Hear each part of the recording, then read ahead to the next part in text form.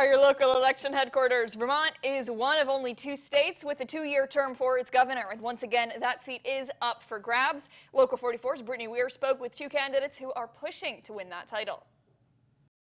One of the many votes Vermonters will be casting their ballot for on November 3rd is the race for governor. Incumbent Phil Scott is hoping to win a 3rd term, while Lieutenant Governor David Zuckerman is hoping to make the jump to a new position. You know, it's really trying to continue to formulate the plans for the next year, the budgets and so forth. But the pandemic comes first at this point in time, and just dealing with that while making sure the wheels of government still turn, but also contemplating the future.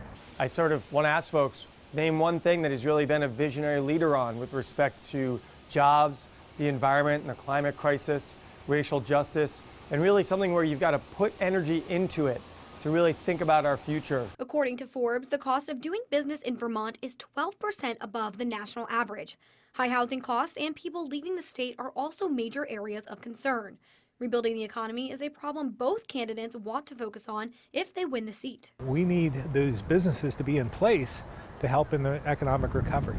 And that's going to be so important. That's why we have to provide assistance and resources so they can survive. I think we should take the resources that the wealthiest Vermonters and say, now's the time for you to put resources into our economy to help build us out of this pandemic. If elected, both candidates know the pandemic will be their main focus. For me, the pandemic comes first, but again, the everyday grind of government, the wheels of government need to continue to turn. We have to protect the most vulnerable in other aspects as well. I would immediately converse and work with the current administration folks like Dr. Levine to keep him on and to ask what members of this team would stay on as a COVID task force. I would also look to the legislature and work with the legislature on how to create an investment economy where we can put money into the hands of working Vermonters. Another issue facing Vermonters that has come to light because of the pandemic is access to broadband internet.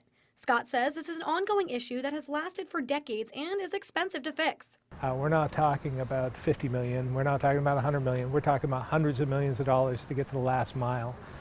We're going to need the federal government to step in. Zuckerman believes broadband is something we need to invest in, and that starts with creating hubs throughout the state. You've got to make sure you've got the main trunk lines going through all of rural Vermont, in our town and village centers, potentially having places, whether it's at or near our schools or town halls, with good access to broadband.